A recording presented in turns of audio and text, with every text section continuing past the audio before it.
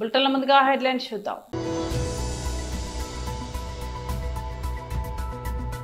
తెలంగాణ భవన్ లో బీఆర్ఎస్ నాయకుల press meet. BJP Telangana విమోచన కమిటీ చైర్మన్ మరియు ఎమ్మెల్సీ శ్రీ సి అంజిరెడ్డి మీడియాతో మాట్లాడుతున్నారు.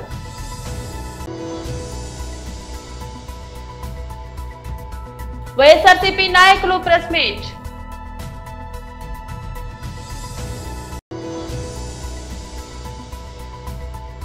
కాళేశ్వరంపై కుట్ర, నీళ్లన్నీ ఆంధ్రాకే కేటీఆర్. తెలంగాణ భవన్ లో బీఆర్ఎస్ నాయకులు ప్రెస్ మీట్ నిర్వహించారు.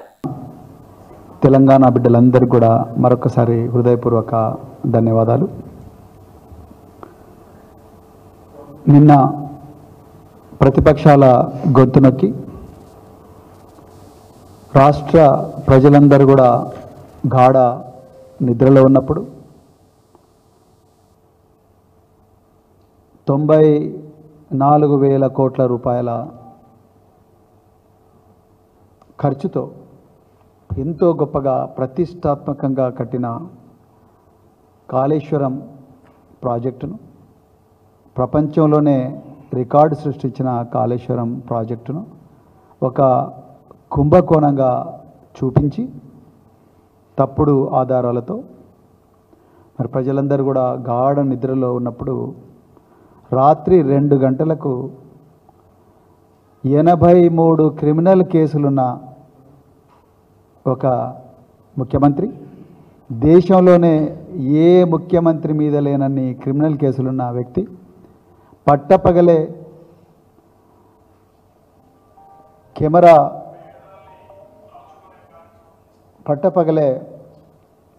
మరి కెమెరాకు లంచం ఇస్తూ పట్టుబడ్డ వ్యక్తి రాత్రి 2 గంటలకు ఇంత ప్రతిష్టాత్మకమైన ప్రాజెక్టును ఒక నేరంగా చిత్రీకరించి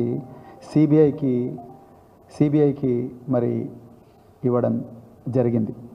దీన్ని భారత రాష్ట్ర సమితి పూర్తిగా ఖండిస్తున్నది. ఈరోజు తెలంగాణ ప్రజలకు కొన్ని వాస్తవాలు, కనిపించని కుట్రలు వాళ్ళకు చెప్పాల్సిన బాధ్యత భారత రాష్ట్ర సమితి మీద ఉందని చెప్పేసి మేమందరం కూడా భావిస్తున్నాం. ఇది యాదృచ్ఛికంగా జరిగిన సంఘటన కాదు. దీన్ని ఒక బనకచెర్లను చూసినట్టుగానో, లేకపోతే ఒక ఎన్డిఎస్ఏ రిపోర్ట్నో, లేకపోతే ఒక పీసీ ఘోష్ కమిషన్ రిపోర్ట్నో విడివిడిగా చూస్తే ఈ కుట్ర అంత ఈజీగా అర్థం కాదు. ఇది చాలా లోతైన దీర్ఘకాలిక నష్టాన్ని, తెలంగాణ భూములన్నీ మళ్ళా ఎడారుగా మార్చే కుట్రను, తెలంగాణ సంపదనంతా కూడా తెలంగాణ ప్రజలకు తెలియకుండానే ఆంధ్ర ప్రాంతానికి మళ్ళీ 100 సంవత్సరాల పాటు తరలించే కుట్రలో భాగంగానే తెలంగాణ ప్రజలు దీన్ని అర్థం చేసుకోవాలి. ఏ విధంగా జరిగిందనేది నేను వివరిస్తాను. 2023వ సంవత్సరంలో మరి కాళేశ్వరం ప్రాజెక్టు మీద రేవంత్ రెడ్డి, బండి సంజయ్, గంగాపురం కిషన్ రెడ్డి, ఆనాడు బీజేపీ రాష్ట్ర అధ్యక్షుడు, వీళ్ళందరూ కూడా తీవ్ర స్థాయిలో విషం చిమ్మిండ్రు. 94,000 కోట్ల విలువైన ప్రాజెక్ట్ అయితే దీన్ని 1,00,000 కోట్ల కుంభకోణంగా చిత్రీకరించి అవసరం అనుకుంటే దాన్ని ఖతం చేయాలని చెప్పేసి ఆనాడు పబ్లిక్గా వీళ్ళు మీటింగులు పెట్టిండ్రు, పబ్లిక్గా చెప్పిండ్రు.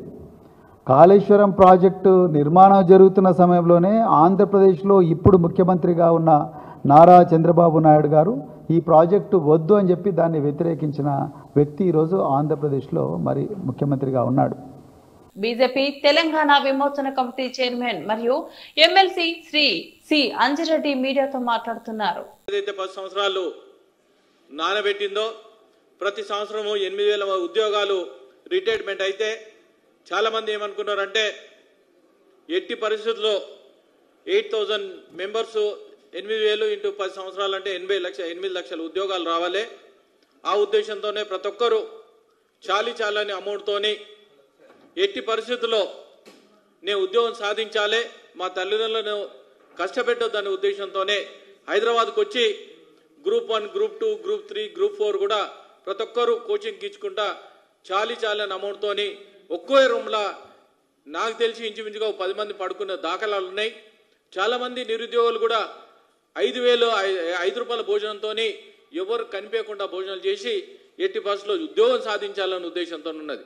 టీజీపీఎస్సీ ఏదైతే ఉందో దానిలో ఇప్పటి వరకు 30 లక్షల మంది ఎన్రోల్ చేసుకున్నారు. అదేవిధంగా ఎన్రోల్ చేసుకున్న వాళ్ళు బయట 15 లక్షల నుండి 20 లక్షలు ఉన్నారు. ఏ విధంగా ఉందంటే పెనవం తీసి పొయ్యిలో ఇచ్చినట్టున్నది. ఈ గత ప్రభుత్వం ఏదైతే చేయలేదో ఈ ప్రభుత్వం చేస్తాని. అదేవిధంగా మొన్న వీళ్ళు యూత్ డిక్లరేషన్ ఇచ్చిన తర్వాత ఈ యూత్ డిక్లరేషన్ ఎక్కడ అమలు చేయలేకపోయారు. యూత్ డిక్లరేషన్ ఏంటంటే గత ప్రభుత్వం ఇచ్చిన దానికి వీళ్ళు ఎట్టి పరిస్థితుల్లో 2 లక్షల ఉద్యోగాలు ఇస్తాను గిట మేనిఫెస్టోలో పెట్టండి. అదేవిధంగా ఎట్టి పరిస్థితుల్లో జాబ్ క్యాలెండర్ ఇస్తాను కూడా 2 లక్షల ఉద్యోగాలు ఇస్తాను గిట అసెంబ్లీలో ప్రవేశపెట్టారు. దీంట్లో మార్చి నుండి ఏప్రిల్ లోపల ఏ విధంగా ఉద్యోగాలు అవుతున్నాయో ఈ ఉద్యోగాలు ఇస్తామని కూడా కమిట్మెంట్ ఇచ్చి చాలా నిరుద్యోగులు అందరూ హ్యాపీగా ఫీల్ అయ్యారు.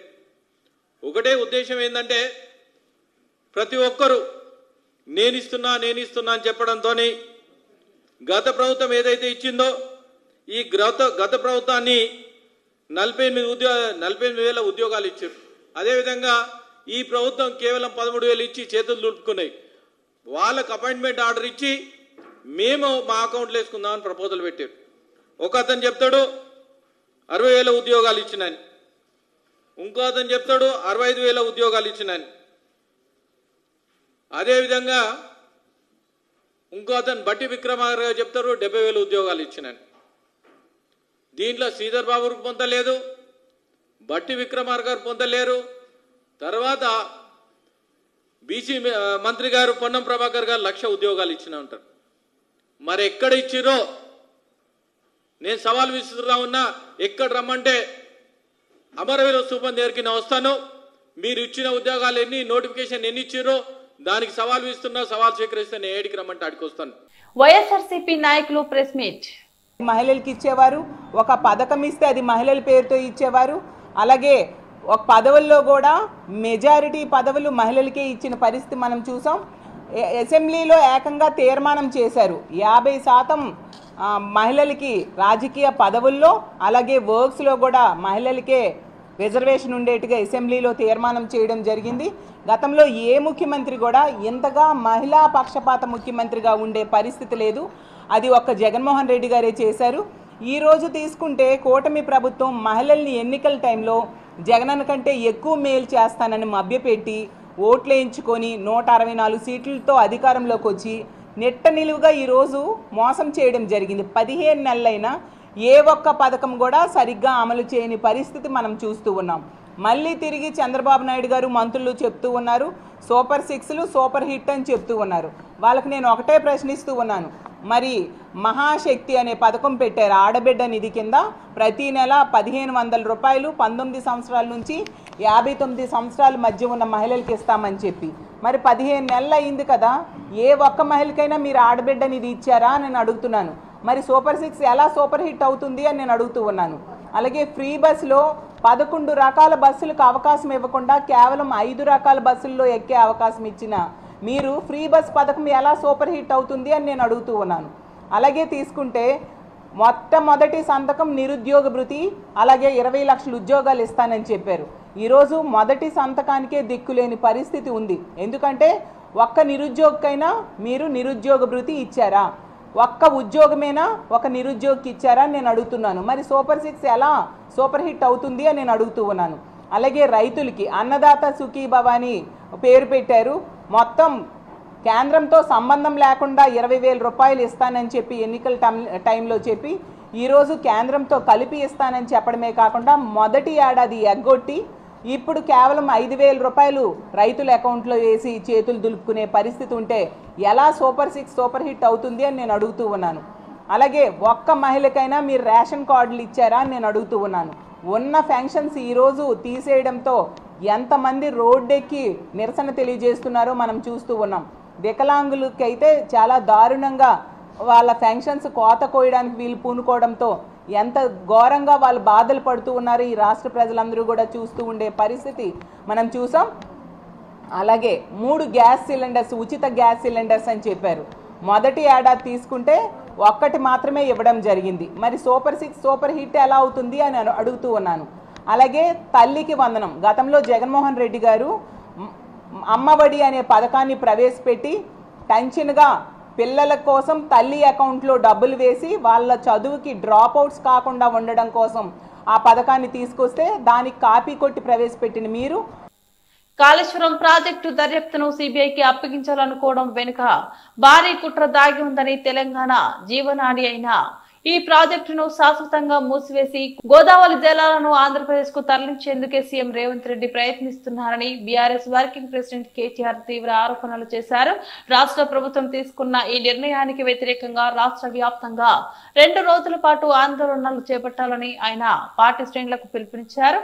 ఈ మేరకు పార్టీ నేతలతో సోమవారం ఆయన టెలికాన్ఫరెన్స్ నిర్వహించారు. ఈ సందర్భంగా కేటీఆర్ మాట్లాడుతూ కాళేశ్వరం ప్రాజెక్టు విచారణను సిబిఐకి అప్పగించాలనుకోవడం అంటే దానిని పూర్తిగా మూసివేయడమేనని అన్నారు.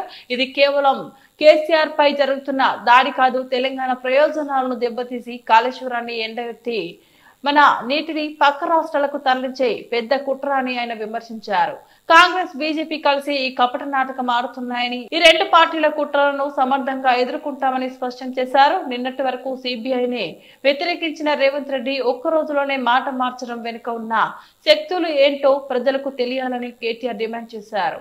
కేంద్ర ప్రభుత్వంతో కలిసి రాష్ట్ర కాంగ్రెస్ సర్కార్ తెలంగాణ ప్రయోజనాలకు గండి కొడుతుందని ధ్వజమెత్తారు. తమకు కేసులు విచారణలు కొత్త కాదని, ఏ ఏజెన్సీతో విచారణ జరిపించినా భయపడేదే లేదని ఆయన తేల్చి చెప్పారు.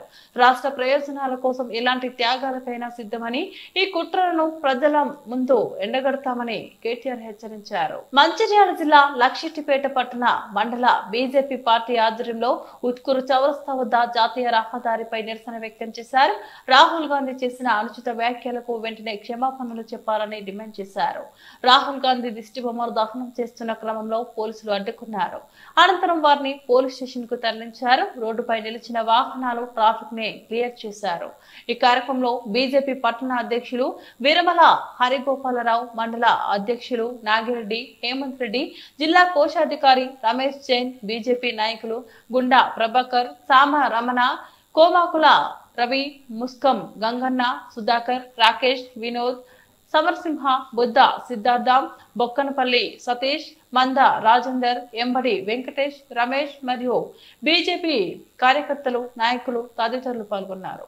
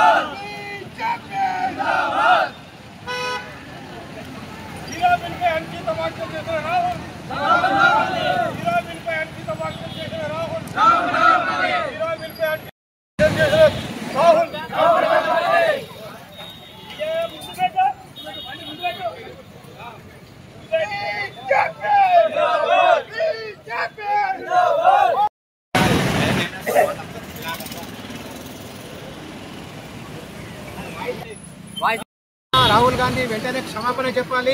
నరేంద్ర మోడీ గారి యొక్క అనుచిత వ్యాఖ్యలను ఖండిస్తున్నాం. భారత ప్రధాని నరేంద్ర మోడీ గారి మాతృమూర్తి, కురువృద్ధురాలు అయినటువంటి ఎటువంటి రాజకీయాలకు సంబంధం లేనటువంటి వ్యక్తి అయినటువంటి ఒక మాతృదేవతను అనవసరంగా కల్పించుకొని రాహుల్ గాంధీ గారు చేసినటువంటి అనుచిత వ్యాఖ్యలకు ఈరోజు దేశమంతా రాహుల్ గాంధీ యొక్క దిష్టి బొమ్మ దగ్ధాన్ని చేస్తున్నాం. ఈ దేశమంతా కూడా కుమిలిపోతుంది. ఒక పురుగుతున్నటువంటి మాతృమూర్తి మీద అనుచిత వ్యాఖ్యలు చేసినటువంటి ఓ ఇటాలియన్ బిడ్డ, వాడు ఇటాలియన్ అని దాన్ని పుట్టిండు కానీ మన భారతదేశ పౌరాలకు పుట్టలేదు. అటువంటి ఒక క్లబ్ డాన్సర్ పుట్టినటువంటి వీడు ఇలా మా గిలాబీలు మాతృమూర్తిని విమర్శించడం తగదు అని చెప్పేసి మేము భారతీయ జనతా పార్టీ తరఫున డిమాండ్ చేస్తున్నాము. దిష్టి బొమ్మలు తగలబెడుతున్నాము. ఇది భారత ద్రోహి, భారతదేశ కమ్యూనిటీని సపోర్ట్ చేస్తూ ఒక కమ్యూనిటీని అడ్డం పెట్టుకొని దాన్ని సెక్యులరిజం అని చెప్పుతూ ఇష్టం వచ్చినట్టుగా ఓటు చోరీ అంటున్నాడు. మరి ఆనాడే జవహర్లాల్ నెహ్రూకు 14 ఓట్లు వేస్తే ఒక్క ఓటు కూడా రాలేదు. మొత్తం 14 ఓట్లు మరి జవహర్లాల్ నెహ్రూకు ఎవరికి రాలేదు. సర్దార్ వల్లభాయ్ పటేల్కి వచ్చిన ఓటు చోరు ఆనాడే జరిగింది. ఓట్ల దొంగలు ఎవరంటే ఆనాడు కాంగ్రెస్ పార్టీలో ఉన్న జవహర్లాల్ నెహ్రూ అని కుటుంబమే. ఈరోజు రాహుల్ గాంధీ హీరా బెంగారు తల్లిని అనడం ఎంత ఘోరం అంటే భారతదేశ ప్రజల మనోభావాలు దెబ్బతీసే విధంగా, బీజేపీ కార్యకర్తల మనోభావాలు దెబ్బతీసే విధంగా ఘోరంగా మాట్లాడడం చాలా తప్పు. దానికి వెంటనే క్షమాపణ చెప్పాలి. ఇతడు ఇటలీలో పౌరసత్వం ఉంది, ఇటలీలో ఫైనాన్స్ కంపెనీస్ ఉన్నాయి, ఇతడు ఇరాక్ దేశానికి అప్పిస్తాడు, పాకిస్తాన్ దేశానికి అప్పిస్తాడు, ఇండియాలో ఇండియా కంపెనీస్ ఉన్నాయి, ఇండియా కంపెనీస్ తోటి ఇచ్చి బిజినెస్ చేసాడు. కొనదాకా మైక్రో ఫైనాన్స్ కూడా వీళ్ళయే. ఇతనికి చైనాలో కూడా బిజినెస్ ఉన్నాయి. ఇతనికి బ్రిటిష్లో పౌరసత్వం ఉంది, అమెరికాలో పౌరసత్వం ఉంది. వీడు డీప్ స్టేట్ మనిషి, వీడు భారత పౌరుడే కాదు. వీడు వెంటనే క్షమాపణ చెప్పాలి. వీడి తల్లి హనీ ట్రాప్లో రాజీవ్ గాంధీ పెళ్లి చేసుకుని వచ్చింది. అట్లాంటి వ్యక్తి ఈరోజు హీరా బెంగారు మాట్లాడడం చాలా సిగ్గుచేటు. వెంటనే క్షమాపణ చెప్పాలని భారతీయ జనతా జయశంకర్ భూపాలపల్లి జిల్లా రేగొండ మండల కేంద్రంలో రోడ్డుపై బైఠాయించి ధర్నా రాస్తారోకో నిర్వహించిన మాజీ ఎమ్మెల్యే గండ్ర వెంకటరమణారెడ్డి. భూపాలపల్లి జిల్లాలో యూరియా ఎరువుల కొరతతో రైతులు ఈ తీవ్ర ఇబ్బందులు పడుతున్నారని, కేంద్ర రాష్ట్ర ప్రభుత్వాలు రైతులకు యూరియా అందించడంలో విఫలమయ్యారని, ఇప్పటికైనా రైతులకు సరిపడా యూరియా ఎరువులను అందించాలని డిమాండ్ చేశారు.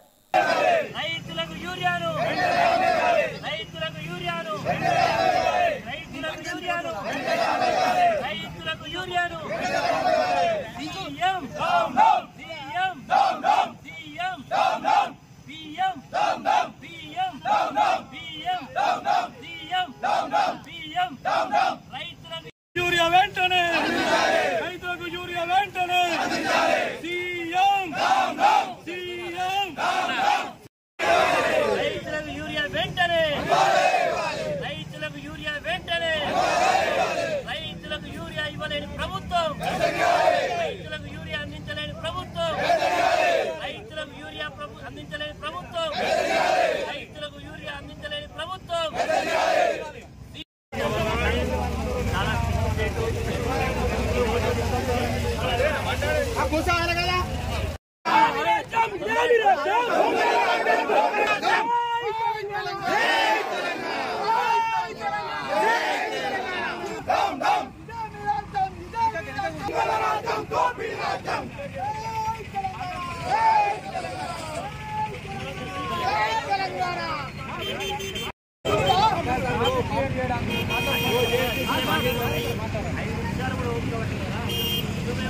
సమస్య ఉంది, రిజిస్టర్ చేయడానికి ఇస్తున్నాం.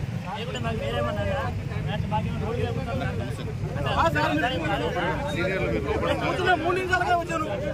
బులెటిన్ ముగించే ముందు మరోసారి హెడ్లైన్స్ చూద్దాం.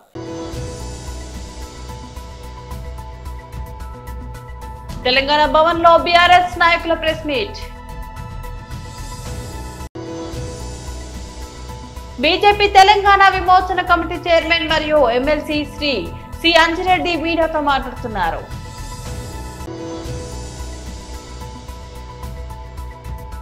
వైఎస్ఆర్సీపీ నాయకులు ప్రెస్ మీట్.